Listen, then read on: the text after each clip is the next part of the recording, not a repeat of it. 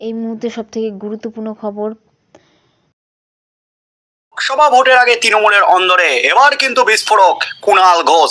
এই মুহূর্তে সবচেয়ে বড় খবর, এবার কিন্তু কুণাল ঘোষ যা করলেন তাতেই কিন্তু তোলপাড়। নেতাদের নিয়ে একেবারে বেভাস মন্তব্য করেছিলেন।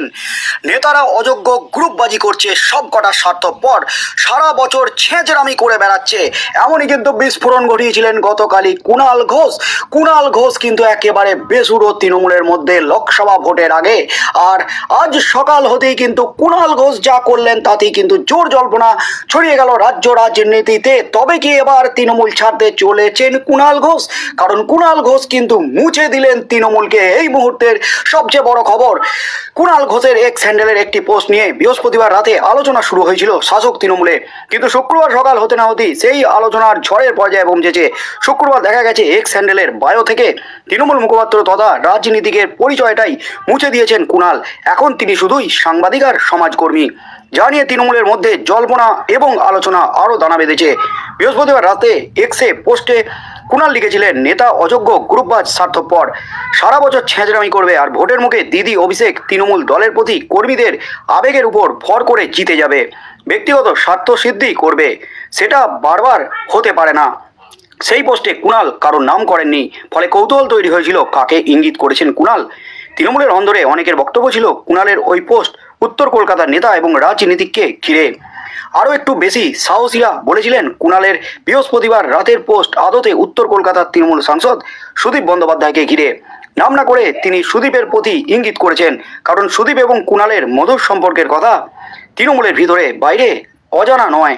তৃণমূলের অন্দরের খবর, আগামী 10ই মার্চ তৃণমূলের ব্রিগেডের প্রস্তুতি নিয়ে বৃহস্পতিবার রাতে উত্তর কলকাতার নেতাদের একটি বৈঠক ডেকেছিলেন সুদীপ। সেখানে ডাক পাননি কুণাল, তাতেই তিনি ক্ষুব্ধ হন। অনেকের মতে সেই কারণেই তিনি বৃহস্পতিবার রাতের পোস্টটি করে থাকতে পারেন, যদিও আনুষ্ঠানিকভাবে সে কথা কেউই স্বীকার করছেন না। তবে শুক্রবার সকালে কুণাল কিন্তু একেবারে বোমা ফাটালেন। কুণালের এক্স বায়োর বদল অন্য ইঙ্গিত দিচ্ছে বলেই অভিমত অনেকের। কুণালের ঘনিষ্ঠদের দাবি, বৃহস্পতিবার রাতের একটি পোস্ট আপাত দৃষ্টিতে বিস্ফোরক হলেও সাধারণ এবং প্রত্যাশিত বিষয়, কিন্তু এক্স বায়ো বদলের পিছনে আরও বড় কারণ রয়েছে। ওই বদল নজরে আসার পর কুণালের সঙ্গে একাধিকবার সংবাদ মাধ্যম যোগাযোগ করার চেষ্টা করেছিল, কিন্তু তার ফোনটি বন্ধ রয়েছে। তার ঘনিষ্ঠদের বক্তব্য, তার এক্স বায়োর বদল নিয়ে বিবিধ প্রশ্ন আসবে বলেই আপাতত ফোন বন্ধ রেখেছেন কুণাল ঘোষ। তিনি যখন নিজে কিছু বলতে চাইবেন তখনই ফোন খুলবেন। এর মধ্যে তার সঙ্গে দলের শীর্ষ নেতৃত্বের আলোচনা হওয়ারও সম্ভাবনা রয়েছে। অনেকের মতে নাম না করে সুদীপ সম্পর্কে যে পোস্ট তিনি বৃহস্পতিবার রাতে করেছিলেন তার প্রেক্ষিতে দলের শীর্ষ মহল থেকে কিছু বলা হয়ে থাকতে পারে।